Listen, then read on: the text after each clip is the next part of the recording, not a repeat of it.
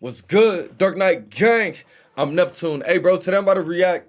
Nigga, you see the title. Ups and Downs, WWE Royal Rumble 2022. No, I didn't watch it. Listen, y'all know I'm a casual fan. But I gotta know what happened. Shout out to our boy Simon. Shout out to What Culture Wrestling for keeping us all up to date. We're gonna see exactly what occurred, bro. We're gonna see who all entered the Royal Rumble. And we're about to see who won that bit. Shout out to the gang. Everybody have a good day. Have a great week. Let's hop into this video. Let's go.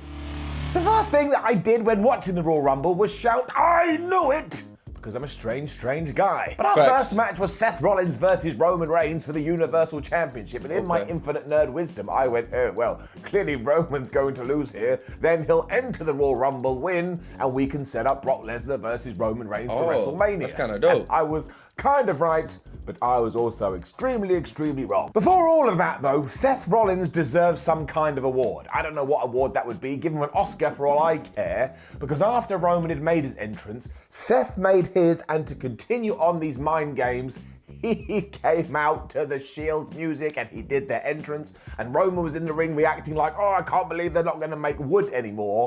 You just gotta give Seth a round of applause, because this guy is great. These dudes... I do love Seth Rollins. He was like top 5.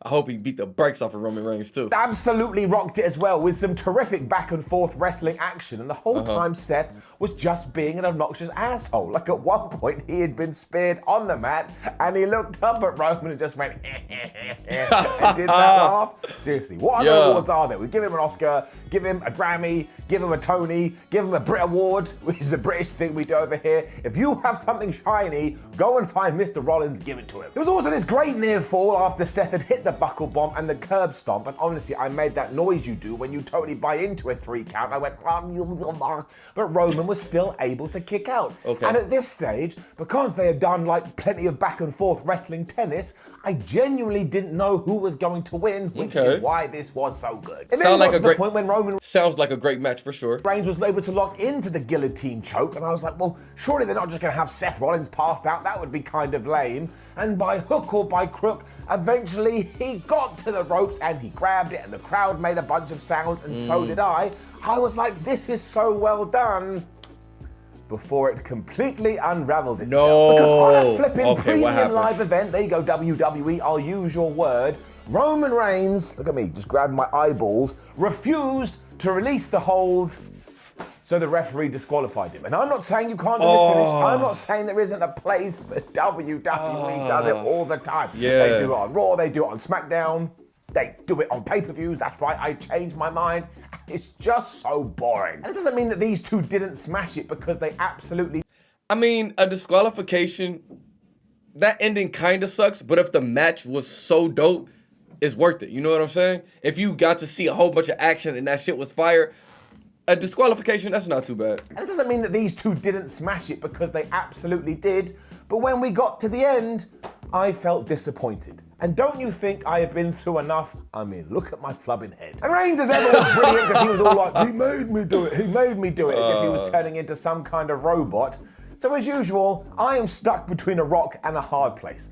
I'm not a horrible person. There's no way I would watch this match and give it a down, so it does get an up. I did that in a funny way. But when you get to that boring finish, of course it has to get a down, because as ever, you watch it as a fan going, oh wow, these two super duper stars facing off, who will win, who will lose? And the answer is basically, well, nobody did much of anything. The head of the table did lose it afterwards and destroyed Seth Rollins with a chair. And at first I was like, well, you can't just abandon this feud, because the guy who ended the Shield just got shielded by one of the other guys that was in the Shield. But don't forget, a few months ago, Finn Balor fell off a top rope, and that was that, the end of that program. So I kind of have a feeling I know what's going to happen here. And then it was hopefully they just don't end that feud. I don't know, we'll see. Time for our women's Royal Rumble, and honestly, the absolute speculation before this, and as always, bear with me, it's so hard to recap a flipping Royal Rumble. I'm sure. It was designed for pops as Sasha Banks was number 1, and we had our first kind of surprise, but not really, because Melina was in at number 2.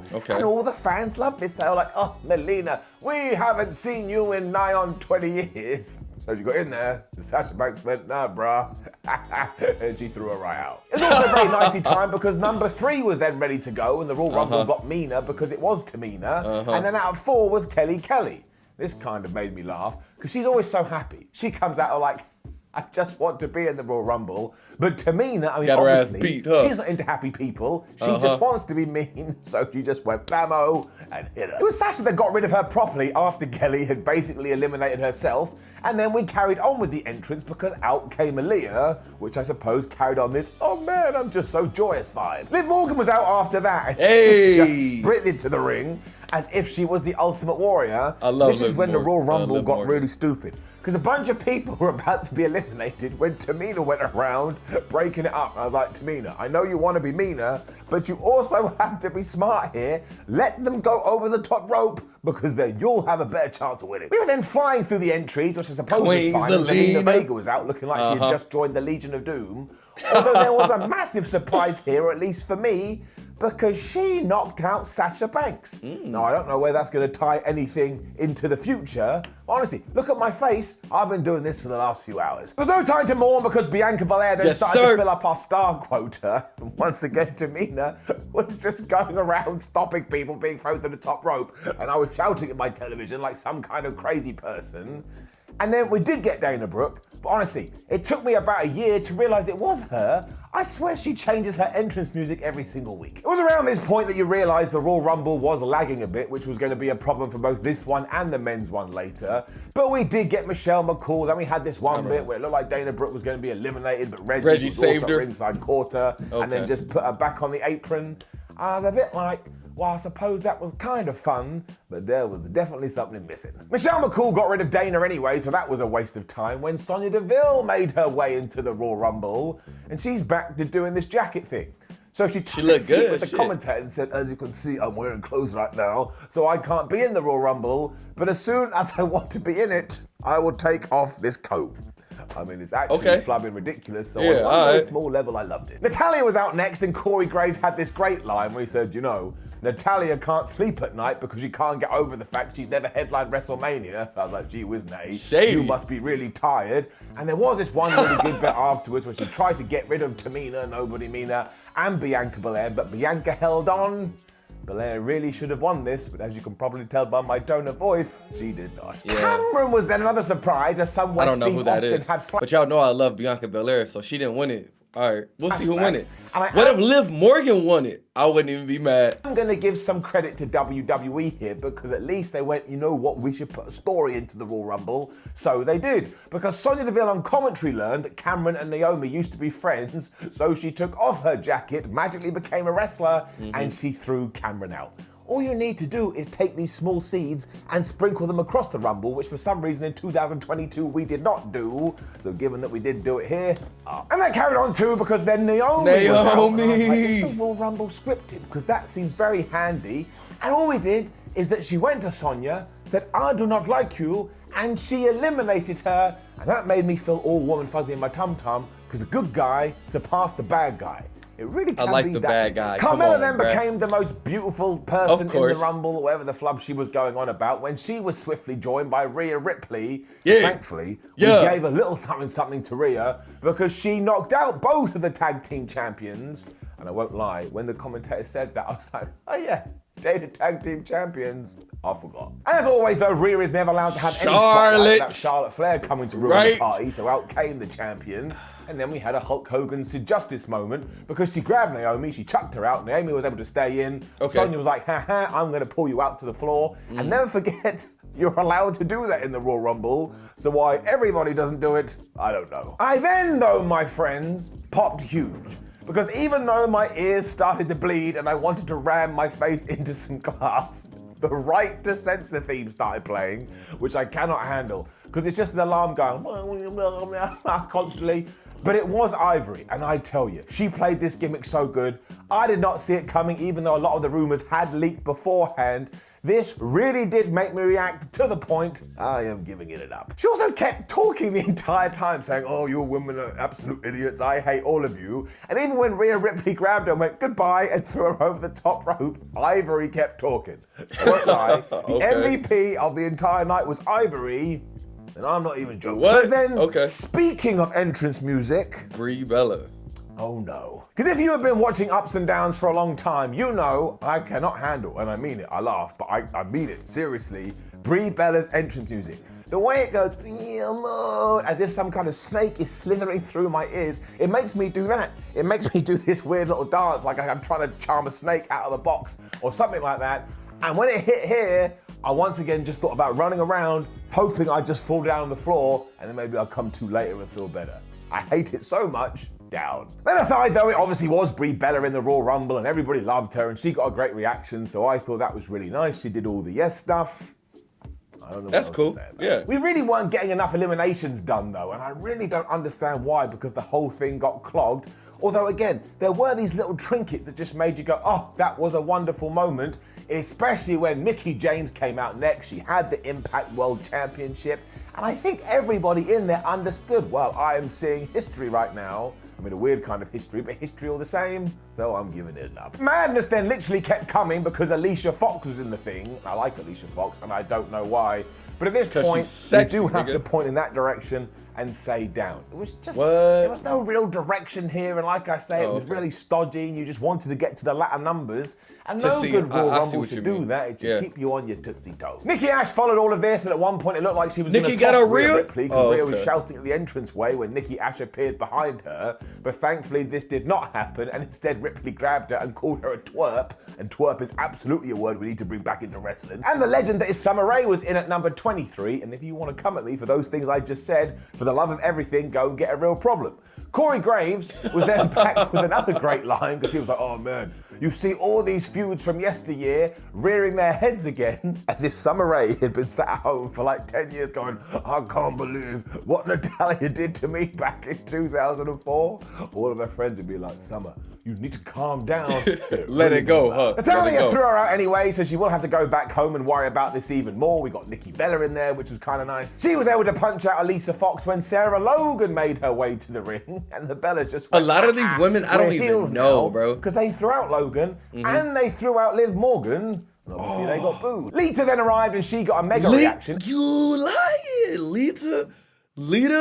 As did Mighty Molly, which really made me laugh, because when her music hit, some people in the crowd went, whoa, like Elvis had come back to life or something. And I also think this was kind of clever and kind of smart, because Nikki Ash beat her up and threw her over the top rope, because there can only be one superhero. And then, my friends, yes, we were able to prove that all the chatter in the week had been true, because in at number 28 was the biggest surprise of all. It was Ronda Rousey, and even if you didn't like this, go and listen to the fans. They absolutely went bonkers. They could not would have believe too. it, which is why WWE brought her back to begin. Yeah. Shotzi came out at number 29, and because I'm an idiot, for a split second I went, oh man, maybe Becky Lynch is going to be number 30. But of course it had to be Shayna Baszler. And that was also quite something, because of course Ronda Rousey and Shayna Baszler have a proper past. The bit that absolutely made me lose my mind though, is when finally everybody was going at it and we were getting some eliminations.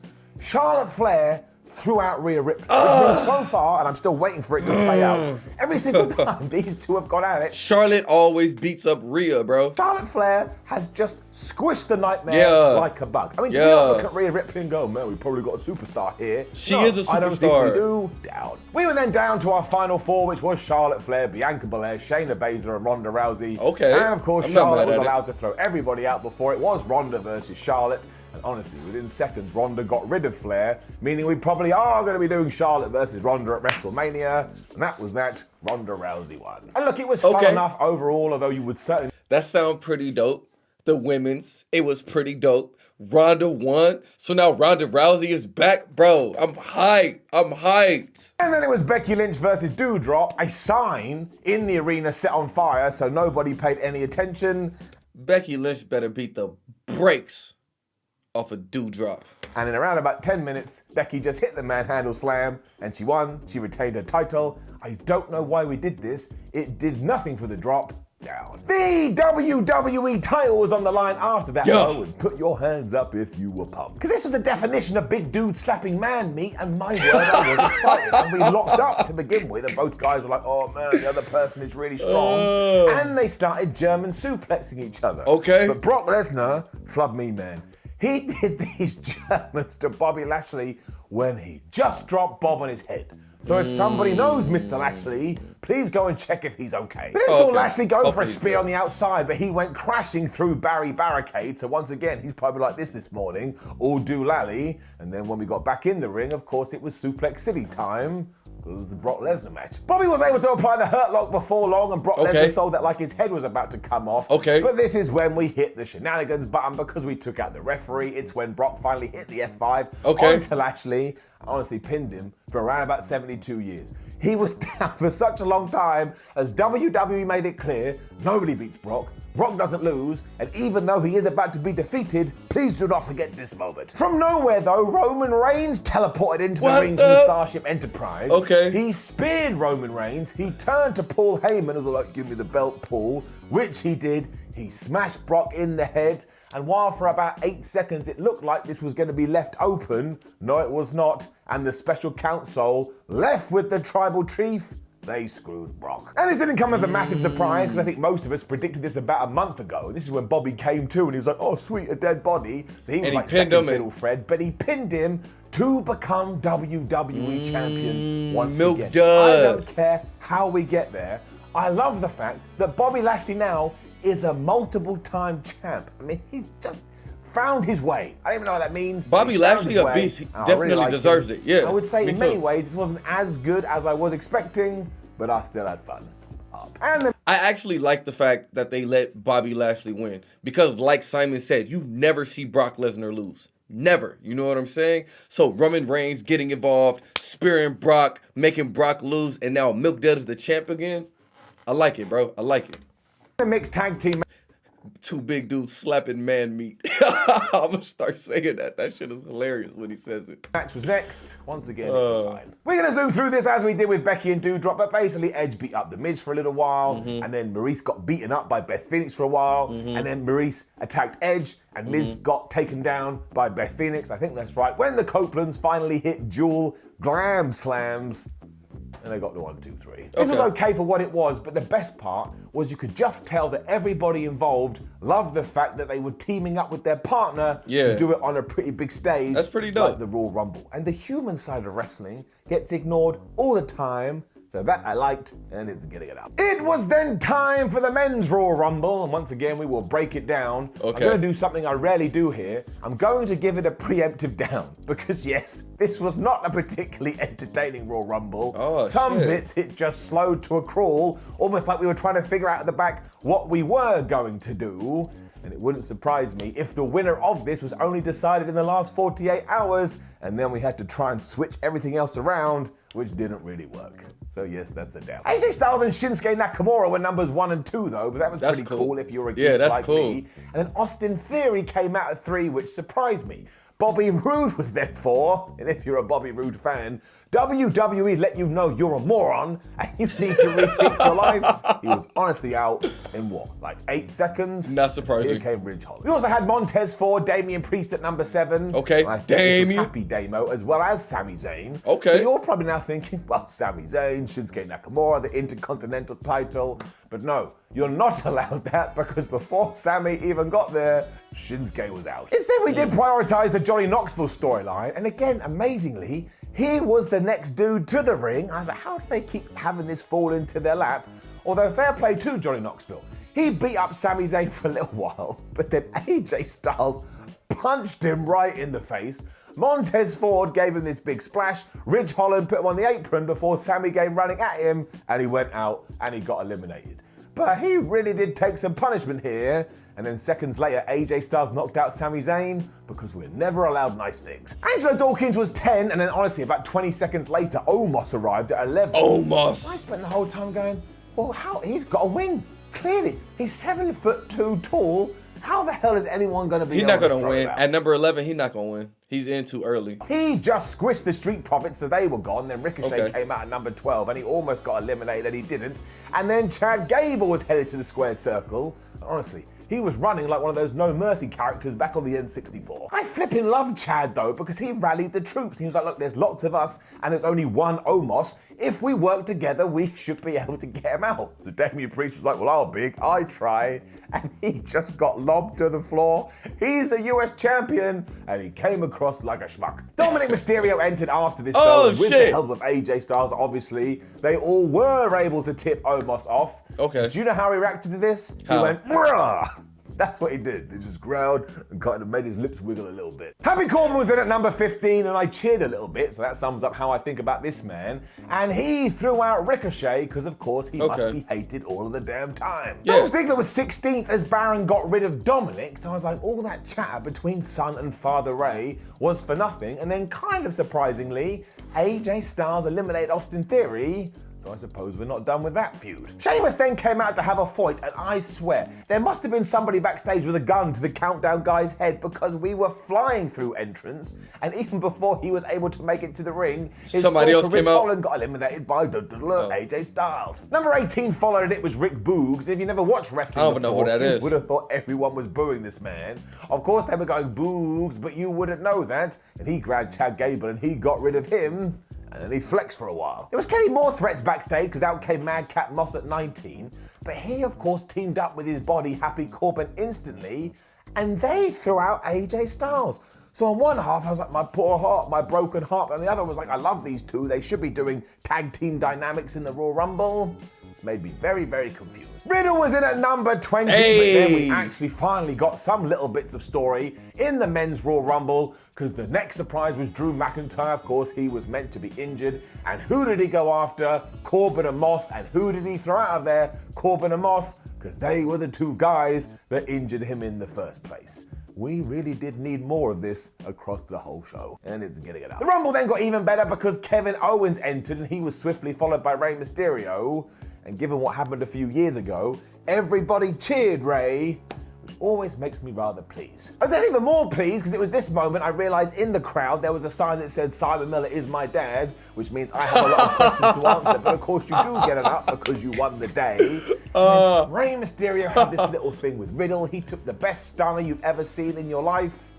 I really think we do have to remember what we had with this man. 24 was Kofi Kingston, and this is where we have to bow our heads and look to the floor, because my word, if you don't like being a sad panda, never watch this. Because after years of doing all these tremendous Royal Rumble escapes, he was hurled off the top rope. He was clearly meant to grab Barry Barricade, but he slipped, closed my eyes, pretended ain't got out. Both his feet hit the floor, so in a proper shoot, as they say in the wrestling business, the ref had to go, I'm sorry, Kofi, you're gonna have to leave. Yeah. And so this was like watching Bambi's mum get shot, whatever happened in that stupid movie. It crushed me. I felt so bad for Kofi Kingston to the point I'm giving it a down. And not a bad one, like that was rubbish, but I feel like I need to give something back to Kofi, who has given so much to us. So it's a very, very upset down, and I suppose that's the end of that. Oh! So he botched his escape. Hey, camera, focus.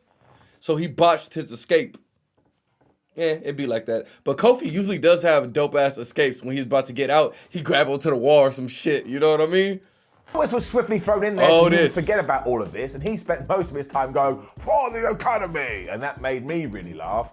Once again, the Rumble just started to lull here because nothing was happening. We turned that around when Big E was able to arrive, and if you can believe it, he is actually apparently officially back on SmackDown, so why are we even bothering with the brand split or the draft anymore? It's an absolute joke. And then we had another surprise. Bad Bunny. Like at WrestleMania, for a dude that basically has no experience, he is so good at wrestling. That's dope. If you can believe it, he low-bridged Sheamus out of there. And Sheamus deserves way more respect than he gets. We will miss him when he's gone. It was the same for Dolph Ziggler, who also got eliminated by the Bunny. And do not forget, if you like to watch wrestling and remember all the narratives, Bad Bunny entered this because he wanted a headline WrestleMania. 28 was kind of great, but kind of annoying because Shane. it was Shane McMahon. And while I was so pleased to see him back, you could just tell they'd done this in order to get a pop because they hadn't got a pop for a while. And as ever, the camera was so focused on this, they missed Rey Mysterio getting chucked out by Otis. Why do we not care about Rey? All of my joy was then thrown out the window though, because the very first thing that McMahon did when he got in there was chuck Kevin Owens. I was like, Kevin Owens is gone. And there was no ceremony to this whatsoever. I mean, look how deflated I become. I was like a balloon 3 days after a pie. He also just potatoed McIntyre right in the jaw, and number 29 was Randy Orton, and that was kind of cool because he was in his hometown, so he got a big reaction. But he grabbed Big E and just he threw him out out over the top rope. And you would think the commentator would be like, oh no, not Big E, he was one of the favorites. I don't think they even mentioned it.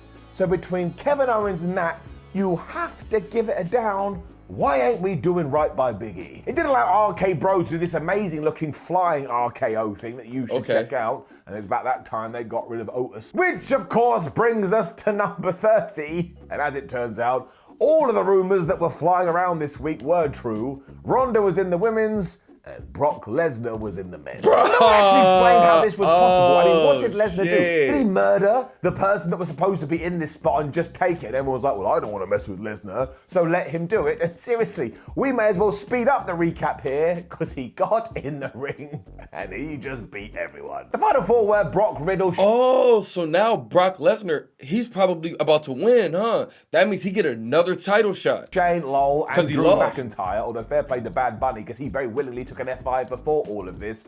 And again, you already know what happened. Brock just smashed them all. Now, he did end with Brock and Drew McIntyre, which was a nice callback to the 2020 Royal Rumble. But Drew couldn't do anything. He got F5 to the outside and going to WrestleMania, obviously to take on Roman Reigns. If we don't do that, the whole world will implode. Is Brock Lesnar. That's now, I cool. did like this twist cool. when you actually sit down and map it out. Yeah. It's really cool for someone to go, well, I got screwed in my championship match. Now I'll get back at that person by winning the Royal Rumble. But the problem is, Brock Lesnar don't need to win the Royal Rumble. Brock Lesnar could literally turn up on Raw and SmackDown and sit there for 90 minutes and do nothing, and everyone would still be like, man, that Brock Lesnar, he's gonna kick your ass. I think that is the problem here, is that there was a way to get to Roman and Brock without Brock winning the Rumble, whereas a Kevin Owens or a Big E or even putting Seth Rollins in that position, well, it would have just been far better. So while I did enjoy it in the moment, when you start looking long term, you gotta call a spade a spade. And you gotta give it a down. Which brought us to the end of the Royal Rumble. And honestly, you should see my notes for this. It's an absolute mess, like my life most of the time. And it was like, okay. But the problem is, a Royal Rumble can't be okay anymore because we've seen how good WWE can do this. Sometimes they have smashed it out the park. So overall, we gotta give it a down. All right, so first and foremost, like I said, shout out to my boy Simon for a great video like always. He said overall, he's gonna give it a down. The way he described it, it sounded pretty dope to me, bro. All the action from the women's Royal Rumble, Ronda coming out and winning, to the men's Royal Rumble, Brock Lesnar coming out last and winning. Like, it sounded pretty dope. All the matches sounded cool. Well, except Becky Lynch and Doudrop. He said Becky Lynch basically just manhandle her, you know what I'm saying? But all the other matches sounded pretty dope, bro. So now we're going to continue on with the storylines. Roman Reigns and Brock Lesnar, we know that's coming up. And it's going to be Ronda versus who? Not Charlotte, right? Is it Ronda and Charlotte? Or Ronda and Becky Lynch? Who's Ronda going to fight? I forgot who we said. But anyway, that's something to look forward to as well. Shout out to the gang. Everybody have a good day. Have a great day. This was a long video, I know, but I just had to get caught up, man. Don't worry. Top 10 Raw, top 10 SmackDown. I'm on it. Shout out to the gang. Everybody have a good day. See you all next time. Peace.